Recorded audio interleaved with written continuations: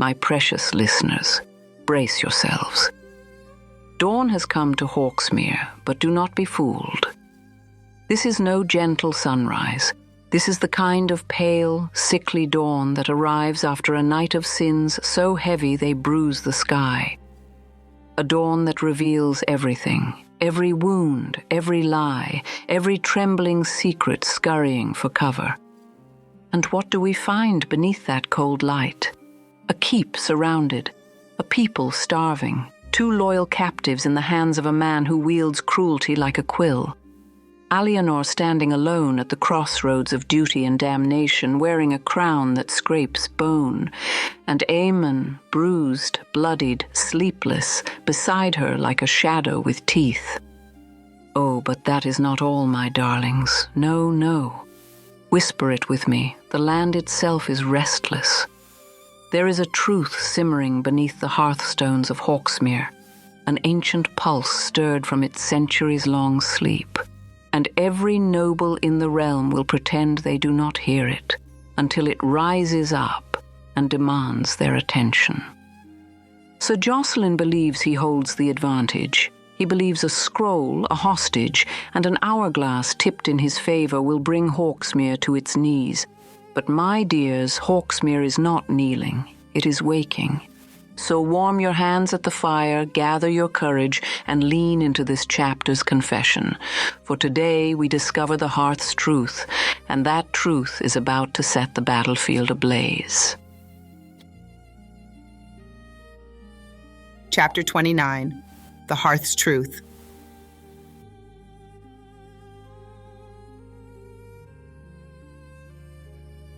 The dawn was a coward, offering pale light, but no comfort. It illuminated a scene of exquisite cruelty.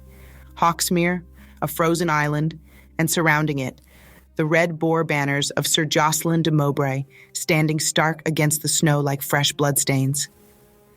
The victory of the cleansed spring was a phantom, a memory erased by the immediate, gut-wrenching sight of the wooden platform erected just beyond bowshot.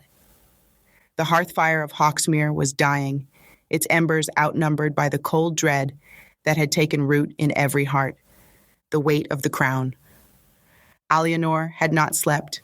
The solar was a cage, its stones echoing with Roland's ghost and the memory of her own violation. Eamon lay by the feeble fire, his body a map of pain. A guttural cry was torn from his throat as he slept, his limbs twitching, fighting an invisible foe in his dreams. Father Clement's neat stitches held his flesh together, but the true wound, the searing memory of the green, sentient light in the cavern, festered in his soul, a poison no poultice could draw out. She watched him, her own exhaustion a leaden weight. Her mind was a shattered mirror, each fragment reflecting a different catastrophe. Tom's steadfastness, now a liability. Bess's gentle spirit, facing the axe. The gnawing hunger in the hall below. The green, pulsating dread in the mountain's heart. Jocelyn's patience, a drawn bowstring. To move was to cut herself on the shards. To stay still was to watch the reflections close in. A soft, hesitant knock. Elara entered, her face a hollowed-out mask of grief, but her eyes held a new, frightening intensity, like flint ready to spark. She carried 2 bowls of a gruel so thin it was little more than steam and memory. "For you, my lady," she rasped, her voice raw. "And for him." She nodded toward Eamon's fitful form. "We heard you, last night, about the land, being our ally." She set the bowls down, her work-worn hands trembling not with fear, but with a terrible, focused energy. "My Davy." He used to say the soil had a voice, that if you listened, you could hear it sing. He wouldn't want me to cover my ears now. He'd want me to sing back. This simple, profound faith from a woman who had lost everything was a brand pressed against Alianor's soul. This was the Hearth's truth, not the dying flame on the grate, but the desperate, defiant humanity determined to keep a spark alive against the howling dark. "Your courage is the foundation this keep is built upon, Elara," Alianor said, the words catching like barbs in her throat. "It honors him more than any stone ever could." When the door closed, the silence rushed back in, louder than before. Alianor knelt, Placing a hand on Eamon's good shoulder, he jerked awake with a violent start, his hand slashing out for a weapon that wasn't there, his eyes wide and unseeing until they locked onto hers. "Eat," she commanded, her voice soft, but brooking no argument. She pushed a bowl into his hands. Their fingers brushed. It was not a caress, but a transfer of resolve, a silent pact forged in shared terror. They ate in a silence that screamed with the voices of the doomed. They were the twin pillars of this rebellion, but in that moment, they felt like the last two stones in a collapsing arch, bearing a weight that was cracking their very bones. The ultimatum, a public execution. The fragile morning silence was obliterated by a sound that turned bowels to water, a single, brutal blast from a Mowbray war horn, followed by a voice, amplified by a speaking trumpet that boomed across the bailey, shaking snow from the parapets. "People of Hawksmere, come and bear witness to the wages of treason." Alianor and Eamon were on their feet and rushing to the battlements before the echo died. The scene that met them was a masterstroke of psychological warfare designed to shatter their will. In the trampled snow before the main gate, a rough-hewn platform stood, a stark, ugly scar on the white landscape. On it, 2 posts had been driven, and on his knees between them, hands bound behind his back, was Tom. His face was a mess of bruises, one eye swollen shut, a trickle of dried blood marring his cheek. But his back was straight, his head held high, a final silent act of defiance. Beside him, Bess trembled uncontrollably. Her dress was torn, her face pale as the snow, tears leaving clean tracks through the grime. A hooded executioner, a mountain of a man, stood behind them, the morning sun glinting off the broad, cruel blade of the axe resting on his shoulder. The message was obscene, immediate, and inescapable. Before this tableau of impending death, Sir Jocelyn sat astride his destrier. He was not in battle armor, but in a rich tunic of deep blue and a cloak of silver fox, the picture of a civilized, reasonable lord about to administer harsh but necessary justice. "Lady Alianor." Jocelyn's voice cut through the cold air, smooth, precise, and deadly. "No more sealed scrolls, no more whispered messages. You will hear my terms now, and your people will hear them with you. They deserve to know the precise cost of your continued defiance." He gestured with a gauntleted hand toward the platform. "These 2 traitors will die at the moment the sun reaches its zenith. Their blood will stain the snow, and its hue will be the color of your pride." He paused, his gaze sweeping the battlements, making eye contact with as many terrified defenders as he could. "But you can still wash it clean. The terms are simple and final. Surrender yourself and the outlaw Thorn to my custody. Open these gates. In return, I grant a full pardon to every soul within. I will spare these 2 wretches. I will feed your children. I will be the merciful Lord this land has been denied." A wave of audible gasps and desperate murmuring swept through the men and women on the walls. Alianor saw it in their sunken eyes, the terrible human calculation. 2 lives for many, her life and the Thorns, for a full belly and safety. It was a devil's bargain, crafted by a man who understood that hope could be a more potent weapon than any sword. "You have until the sun touches the highest point of the keep," Jocelyn concluded, his voice dropping to an intimate, venomous pitch meant for her alone. He pointed a finger directly at her. "Watch closely, my lady. Measure every second of their final moments, for it is the true measure of your rule." He turned his horse with a sharp command and trotted back to his lines, leaving Tom and Bess kneeling in the freezing cold, the executioner a silent, grim monument to his power. The silence he left behind was a physical pressure. It was filled with the sound of 100 people holding their breath, their fate, and the fate of their friends, suspended over an abyss. All eyes were on Alianor. She could feel the weight of their hope, their fear, their hunger, their judgment. It was a crown of thorns being driven into her skull, and with every heartbeat, it drew more blood. The Council of the Damned. In the great hall, the air was thick and suffocating, tainted with despair. The council was no longer a meeting of advisors. It was a gathering of the condemned, their faces lit by the guttering firelight like souls in purgatory. "We cannot do it!" Len roared, slamming his fist onto the heavy oak table so hard a crack appeared in the wood. His entire body shook with rage. He's not asking for surrender. He's asking for our souls. We fight. We open the gates and we charge. We die on our feet, taking Mowbray bastards with us. And achieve what? A glorious story for the crows? Rodri shot back, his face ashen, his hands gripping the edge of the table to keep them from trembling. Look at us, Len. We're skeletons wrapped in rags.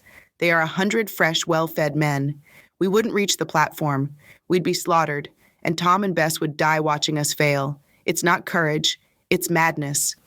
So we just hand over the lady? Hand over the thorn? Len's voice broke, his anger dissolving into raw agony.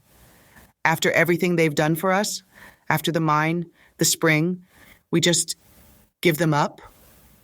It's not about giving them up, a voice cried from the doorway. It was Alara, who had followed, her grief transformed into a fearsome, burning resolve. It's about choosing which fire you burn in. Do we let Tom and Bess burn to save our own skins? Or do we all burn together, holding on to what's right? My Davy is gone. I will not live in a world saved by a coward's bargain. I would rather starve with a clear conscience than feast on that kind of shame. The debate was a knife fight in a locked room, each thrust drawing more blood. Father Clement tried to intercede, his face pale. Jocelyn sins against God and man with this threat. But Alianor, the people are at the breaking point, the sight of food, of an end to the fear. It is a siren's call. Reason is losing to the belly's ache. Eamon had been a statue of silence, a contained tempest. Now he spoke, and his voice was the low, dangerous rumble of an avalanche beginning its descent. He will kill them anyway, he said, the certainty in his tone freezing the blood. The moment the gate is open, he will kill them as a final lesson in obedience. And then he will kill us. There is no mercy in that man's heart, only a ledger of power, and we are all entries to be crossed out. Alianor closed her eyes. She saw Bess's smile as she arranged winter berries on a platter.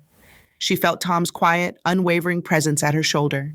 She saw the green, pulsating heart of the mountain, a power so vast it made Jocelyn's armies and laws look like dust motes in a sunbeam. And then it erupted within her. Not an idea, but a cataclysm, a terrifying, magnificent, blasphemous revelation. It was not a strategy. It was an invocation, a summoning.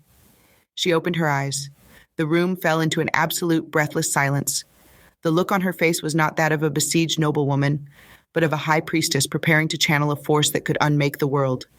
We will not surrender, she said, her voice quiet, yet it filled every corner of the hall, ringing with an authority that came from a place deeper than title or land. And we will not let them die. How? Len pleaded, his rage now a desperate, raw hope. In God's name, how? Jocelyn believes the only powers that matter are forged of steel and written on parchment, Alianor said, her gaze turning inward, towards the deep, groaning earth. He is a fool.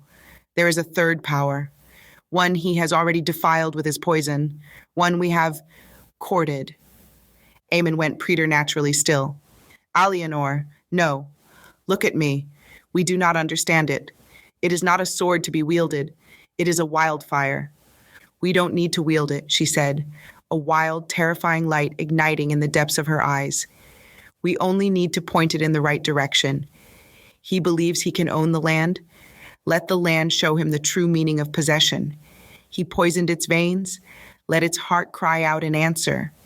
She turned to Father Clement. You will go to the gate. You will tell Jocelyn that the Lady of Hawksmere rejects his terms, but you will tell him that a higher court is now in session, one that answers to a law older than kings. Tell him the earth itself will deliver its verdict before the sun reaches its peak. Clement stared, his face a canvas of pure theological horror. You cannot. That is the very heresy they accuse you of. You would be confirming every vile whisper, every lie. Is it heresy to believe that God's creation can enact his judgment? Alianor's voice rose, passionate and unyielding, a clarion call. The Lord sent plagues upon Egypt. He made the ground swallow Korah and his rebels whole. We are not summoning demons from some pit. We are bearing witness to the wrath of a defiled creation. Let Jocelyn face the fury of the very ground he stands upon. The sheer audacious scale of it stole the breath from the room. They were no longer planning a defense. They were discussing an apocalypse. Her eyes, burning with a frightening fervor, found Eamon's. The cavern, the vents you spoke of, the lungs of the mountain. Can we make it cough? Can we show it where the sickness lies?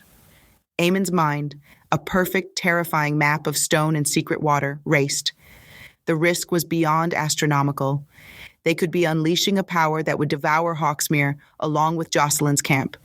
They could be opening a door that could never be closed, but the alternative was a slow, certain death for them all, preceded by the murder of their closest friends. The vents, they are like veins leading from a heart, he said, the words tasting of ash and iron. The anger, the presence, it is in the heart of the mountain. If we can make the heart beat harder, if we can strike the rock where its lifeblood flows, the pressure, it has to go somewhere. It will seek the path of least resistance. It will roar out through the vents. A grim, horrifying certainty dawned on his face. The main vent surfaces in the eastern meadow, right where Jocelyn has pitched his command tent. The arrogant fool is sitting directly over its throat. A lethal silence filled the hall, thick and heavy as a shroud. They were no longer discussing a battle. They were discussing a ritual of annihilation. Then we make the heart scream, Alianor whispered, the words a vow that would echo in the bones of the world. The hearth's truth was no longer about warmth. It was about the primal, world-forging fire, and they were about to plunge a king's ambition into its core. The descent, an invitation to wrath. The journey back into the miner's tunnel was a descent into a living nightmare. The familiar path now felt like a gullet leading into the belly of a beast that was only pretending to sleep. The air grew colder, thicker, carrying the metallic tang of the poison they had cleansed, now overlaid with a new scent, ozone, like the air after a lightning strike, and the deep, loamy smell of freshly turned earth from a grave. Eamon led, every step a fresh agony, his body screaming in protest. Alianor followed, a single, determined lantern in her hand, its flame a pathetic challenge to the consuming dark. Behind them came Len and Rodri, the latter having volunteered in a fit of desperate courage, his face set in a grim mask. They carried no swords. Their weapons were a sledgehammer, an iron crowbar, and a small leather pouch that held the carved wolf and sparrow, their totems, their prayers. The silence was the worst part. It was not an absence of sound, but a presence.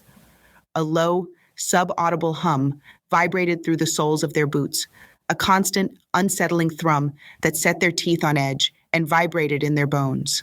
The dripping water no longer fell randomly.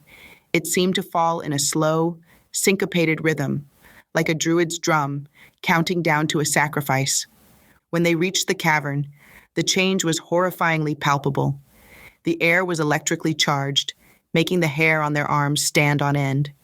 The pool, now cut off from its poisoned course, lay still and black, a dead eye.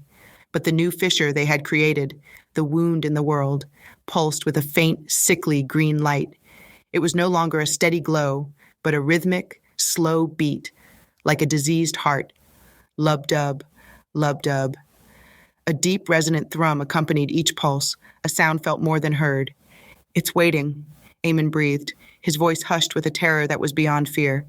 "It knows we're here. It's listening." "What do we do?" Rodri whispered, his voice cracking. "We give it a reason," Alianor said, her own voice steady, a miracle of will. She stepped forward, into the center of the cavern, the green light painting her face in ghastly, moving shadows. She knelt, placing the lantern on the ground. From the pouch, she took the carved wolf.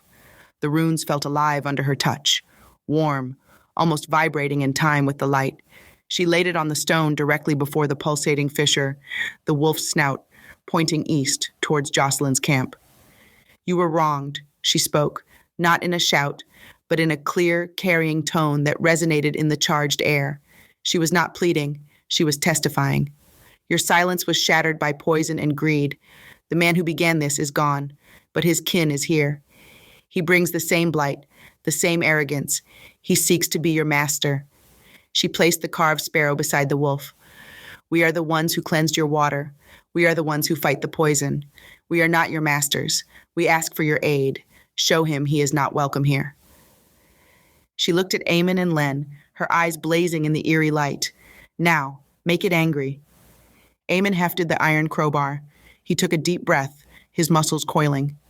With a guttural cry that was part effort, part pure rage, he drove the metal point into the lip of the pulsating fissure. The sound of metal on rock was shockingly loud. The reaction was instantaneous. The green light flared, blindingly bright, turning the cavern into a single searing emerald sun. The deep thrum intensified into a deafening roar that was not sound but pure concussive force, slamming into them, driving them to their knees. The entire cavern shuddered violently. Dust and stones rained from the ceiling, and a long, jagged crack split the wall beside them with a sound like a giant snapping bone. Len, screaming a wordless battle cry, stumbled forward with the sledgehammer. "For Gareth! For Dawi! For Hawksmere!" He swung the massive hammer in a wide, desperate arc, bringing it down on the rock face next to Eamon's crowbar. Crack! A spiderweb of fractures exploded across the wall. The green light didn't just pour out, it vomited from the new cracks, a torrent of malevolent energy. It was no longer a pulse. It was a continuous, raging river of light, flooding the cavern, burning their eyes, sucking the air from their lungs. The temperature plummeted, then skyrocketed. The very fabric of reality seemed to be tearing. "The vents!" Eamon yelled over the cataclysmic roar, scrambling back from the fissure, which was now widening, grinding open like a hungry maw. "It's going for the vents!" The ground beneath Jocelyn's camp was about to become hell, and they were trapped in the antechamber. "Out! Now!" Alianor screamed, grabbing the lantern.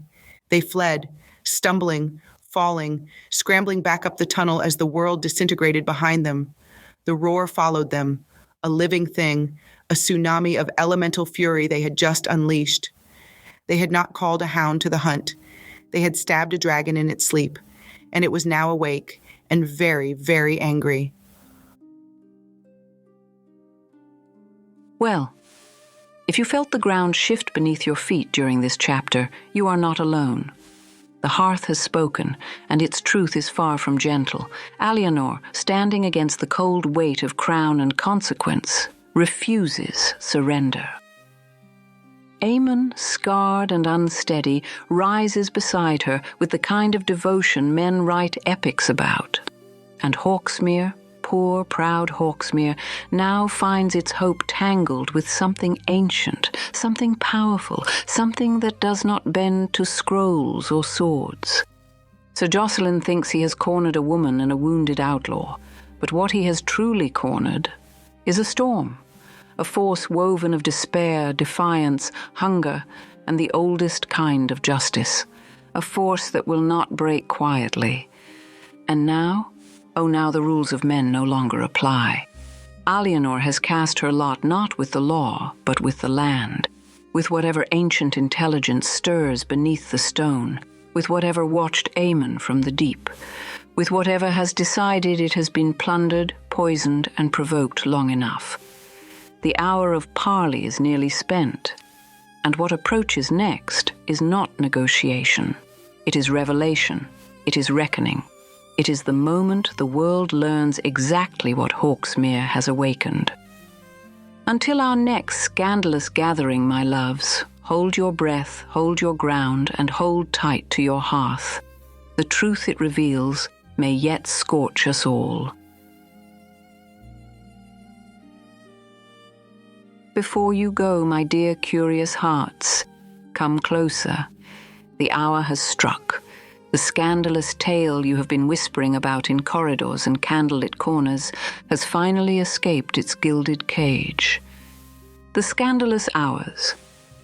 The gilded cage is now available on Amazon, bound in velvet shadows, sealed in winter frost, and carrying every secret Hawksmere dared to bury. But listen well. This is only the beginning.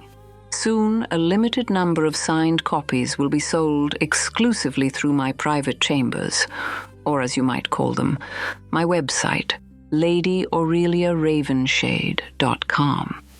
Only the first 100 will receive my mark, my script, and a blessing or a warning depending on how the land chooses to treat you. If you are bold enough to enter Hawksmere, if you long for forbidden winters, poisoned wells, and kings who bow to no crown but their own, then step forward, turn the page, and remember, in Hawksmere the land listens, and it remembers every secret you dare to breathe.